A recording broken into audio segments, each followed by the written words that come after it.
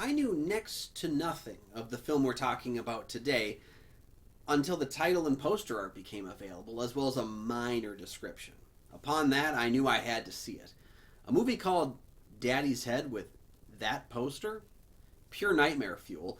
But is the movie as intriguing as the poster? Almost. Laura, a grieving widow, and her stepson Isaac are in grave danger when a creature shows up at their home, somewhat resembling the boy's dead father. Now, I'll be honest, I'm a little over the my trauma manifested as horror subgenre. It seems like every single horror movie is using something supernatural to represent trauma nowadays, and I'm kind of tired of it. Horror can be so much, can be so many different things, but the current landscape is prioritizing this limiting approach. Still, I go to each film with an open mind, and I'm happy to report that Daddy's Head makes good use of its traumatic bones. Director Benjamin Barfoot has covered his film in a creepy aesthetic from top to bottom. There's a lot to love and appreciate about the general look of this quiet, cold, and isolated world that Barfoot is working in. Now, I liked Rupert Turnbill and Julia Brown in their roles as stepson and stepmother, navigating a confusing future where they both feel abandoned, and yet neither can find the connection that they need to continue on. Turnbill has a few major scenes that solidified his on-screen presence. As a child actor, he has a nice showcase here.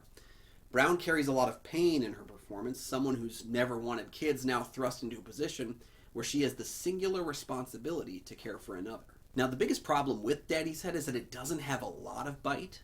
Outside of the subject matter, I didn't feel like a movie intended to create horror and shock. It feels more like a drama with some supernatural elements, and most of its attempts at scares come from just loud dog noises. There's a lack of horror tension in the finished product. It isn't make or break, but the concept of the film lends itself to some creepier scenes, and I didn't really ever feel the tension of any of that. Now, Daddy's Head is a rare treat, a trauma horror film that succeeds at elevating its traumatic themes into a successfully moody little tale of monsters and grief. It has some nice performances carrying the film, and Benjamin Barfoot is able to juggle his crew's best skills to make a movie that looks fantastic for its budget. While it's missing some scares and general intensity, it's still worth checking out as a nice little horror film that comfortably takes on some pretty heavy material without weighing itself down in the process. I give Daddy's Head 3 out of 5. You can find a full written version of this review over at goatfilmreviews.com, but while you're here, make sure to like and subscribe. They're 2 free things you can do that help to support the channel immensely, and you never miss new episodes of the show as they drop. You can also check out Goat Film Reviews on Facebook. You can follow me personally at Almighty Goatman on Twitter, Instagram, Letterboxd, Threads, and I'm on Blue Sky.